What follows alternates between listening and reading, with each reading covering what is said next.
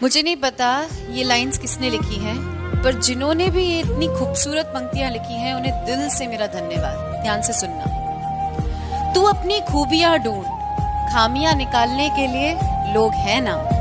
अगर रखना है कदम तो आगे रख, पीछे खींचने के लिए लोग हैं ना। सपना देखना है तो ऊंचा देख, नीचा दिखाने के लिए लोग हैं ना। तू अपने अंदर जुनून की चिंगारी भड़का, जलने के लिए लोग हैं ना।